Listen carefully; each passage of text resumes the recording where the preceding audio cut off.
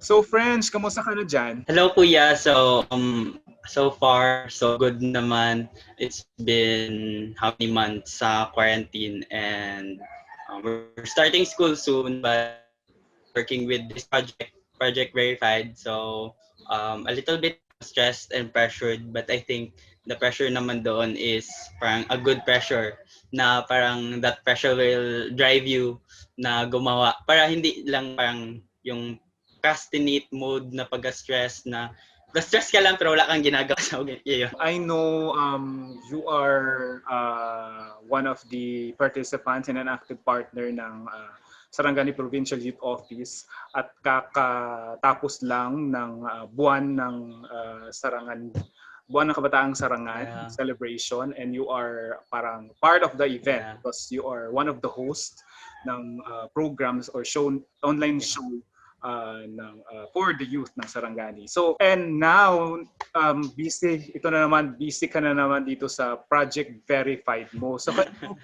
share with us, ano ba tong Project Verified na wini-work out mo ngayon at in your team? Actually, this project from the program I called Kaya Natin-Academy for Young Leaders. So before pa nung buwan ng kabataang Sarangan, so I've been on this program na under the Kaya Natin movement for good governance and ethical leadership. This movement, one of the founders was the late Secretary Jesse Robredo. So this program called the Kaya Natin Academy for Young Leaders, and the course titled Shaping the Future, Bridging the Political and the Personal. Parang we have 34 kami participants from different country na kasali ako. And then, in compliance to this course kasi, we have to initiate an initiative. We have a project proposal at the end of the course. And we have 6 groups. And we're one of that group proposes this project verified. So kaya ganito, nabuo ang project verified. So I have teammates from different parts of the country. I have teammates from Ilocos, from Rizal, from Quezon, from Manila, and me from Sarangani. So we thought of our common grounds kasi sa project while thinking of the project. And one thing talaga na pumasok sa isip namin is disinformation, specifically online. So this project verified aims to address disinformation na specifically on a localized context. Kasi we also thought, Kuya, na while it is important to see disinformation as a whole picture, as a big picture, na it is so important revisit the factors na nag-a-affect din for this information. We wanted to integrate the established values of the local community.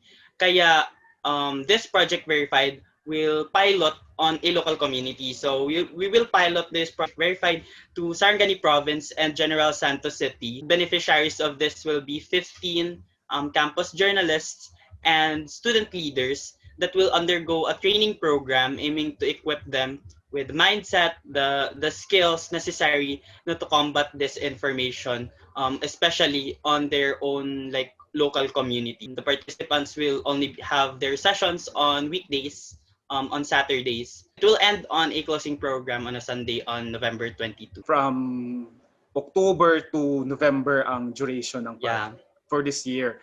With my teammates kasi we have this thought na we revisited kung ano ba yung main problem na meron tayo ngayon, especially the youth sector. So one of the issues na tinignan namin is the youth being apolitical. Kung bakit may mga youth pa rin na parang naging apolitical, hindi nag-engage sa these political discourses despite the advent of like technology, the social media, ang mga discourses na nangyayari sa Facebook, sa Twitter, pero bakit may mga youth pa rin na who chose to be apolitical? And then we thought na bakit ba? We went back to where they came from. We asked this question na bakit ba? And one common ground na nag-agree kami is because nagiging unsafe na yung information environment natin. Slowly, hindi na siya nagiging parang the ultimate platform to discourse, we also believe that for the most of the issues na na-experience natin ngayon, it is quite anchored also to the disinformation, to what's happening in our information environment now. Paano natin imo-mold yung opinions natin on certain things is really based kung sa information na nalalaman natin, and it's shaping our thoughts, and it is threatened by this information. Our motivation to do things are caused by false information. One of the problems with this, kung bakit nagiging ganito, is because of polarization. Minsan, yung information na natitake natin becomes tribal.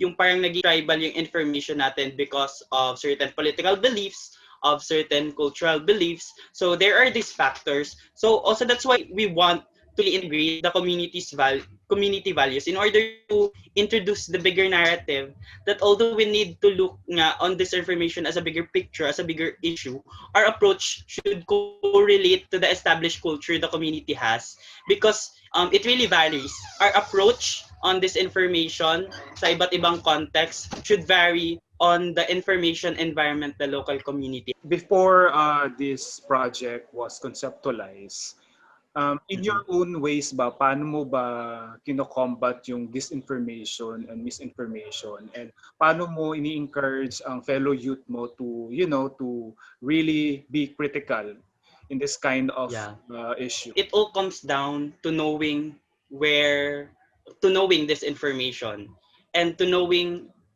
bakit ba may disinformation, sino ba, where does this information come from, and what this information may lead into.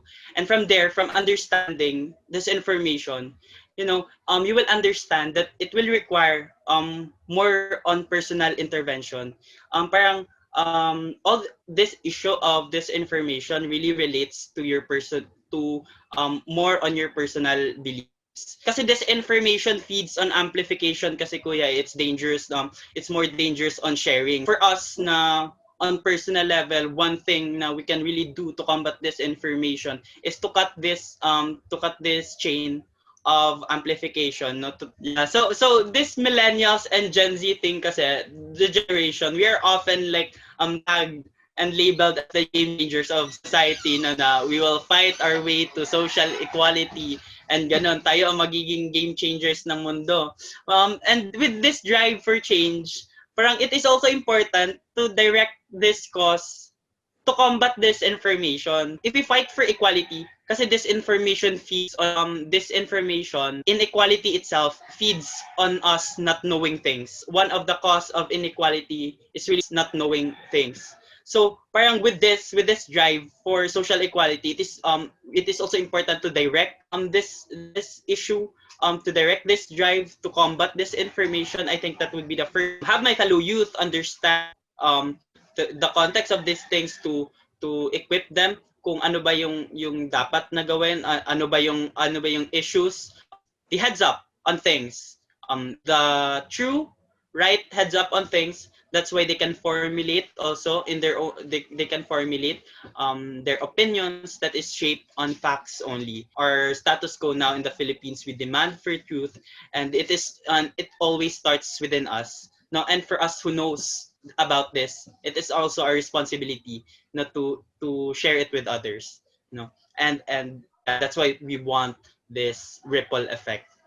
Yeah. Oo nga, at saka ang project verified is very timely ngayon, especially ang daming mga disinformation and misinformation with regards to COVID-19 pandemic. And of course, as I'm sure you are part, or you're like parang nasendan ka din ng mga chain messages sa Messenger. Yeah. Of course, may nakikita ka sa newsfeed mo ng mga fake news na sinishare ng friends mo or even family members mo. Sino-sino ba ang mga kasama mo dito sa Project Verified? Can you share with us para at least maano naman sila? As I've said, this Project Verified came from the Kaya Natin-Academy for Young Leaders. Originally, we're composed of 5 members from the program. Me, being the project executive head, and then Nevin Erica de los Santos from Ilocos, our program committee head, Zaira Shin Joaquin from Rizal, our finance and budgeting committee head, We have Paula Estevas and Paula is our management committee head, and Gab is our planning committee head. They're from NCR, both from NCR. And then say we also opened our team also to volunteer. We have 10 volunteers over. We have Mary Nicole Ramos, Vin Salvacion for internal and external social media managers. We have Deo Lozano, our head of visual design, and its members, graphic designers Kenneth Bueno, Dana Zaragoza, and Noveros Cervantes. Our video editor REXCEL Robles. Our head writers, the most important, our content creators and our content creators for this project also are led by the head writer Mark Paran and content creators Mariel Ruedes and Kristen Jade Alegre. So yun, overall we're 15. We're a total of 15 teams. 15 members in the team. Basically, lahat online, ang collaboration, lahat sa online din magaganap. At of course, makikita ng madla sa online ang gagawin ninyo this coming October 3 until November 22. Wow, ang galing. Do you have other plans naman with regards to this project after matapos tong duration ng project niyo? Do you have future plans pa or upcoming? Yeah. So as I've said, the Sarangani General Santos is our pilot beneficiary. So we plan after this, after the evaluation, we also plan to replicate this to other local communities na naman. Kasi one of our objectives really is to integrate the established community. Kasi because again and again, our approach on information may vary to what has been established on our local community. So we want to change the game, community. We want to change the game for this and combating disinformation community by community. And so after Sarangani Jansan, we replicate this to another community. Wow, that's very nice to hear. Ano siya, one step at a time, at I'm sure lagi ang grupo nyo and syempre maraming makaka-benefits ng mga programa ninyo for not only for the youth but for the whole community in general. Ano ang gusto mong ipaabot naman sa public? Do you have any message for them? Yeah, I just want to say na in a world like full of uncertainties, lies, propagandas, and all this, naloloko tayo minsan, ganon. Maybe choose to be sure, no? Maybe choose to be true, not just to ourselves, but also to other people. It's risky to be victim of disinformation because as I've said, you don't endanger not just yourself but also the people around you, because yun ang bakit nagsastrive on disinformation, because it chains people, no? It is caused by a chain of people. So if we don't do nothing, here enters the intents and the motivations that will do us nothing but harm, like motivations, may it be political, financial, or just to harm us. With this evolving information ecosystem, it also requires us, to our approach should also equally evolve, for us to fight disinformation. And we want also to intervene on personal level, because you guys, you are the key, to your circle of friends. You are the key to fighting disinformation, to your Facebook feed, to your Twitter feed, or to any platform. No, and Project Verified's fight against disinformation is everyone's fight, and everything each of us do matters, regardless of how small it is. It makes a difference. Sa mga tao like us na we are aware of our like online activities, and somehow we have a responsibility to educate others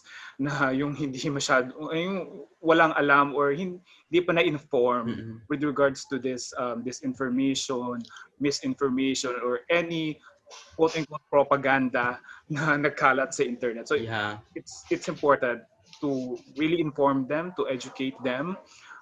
Ano din ang kanilang responsibilities as a user ng ganitong klaseng platform. By the way, before we end, can you invite the audience regarding your Project Verified? Yeah. To the youth of Sarangani Province and General Santos City, student leaders and journalists there. I'm inviting you all to heads up because we're starting soon and application will start soon, and we hope that somehow sa mga nanonood dito, maybe you're one of the game changers of our generation and our local community, and you'll be one of our beneficiaries. So just beware of the post na ipopost namin. We're on Facebook at Project Verified. We're also on Twitter and on Instagram at Project VPH. So you may also email us at the Project Verified PH at gmail.com.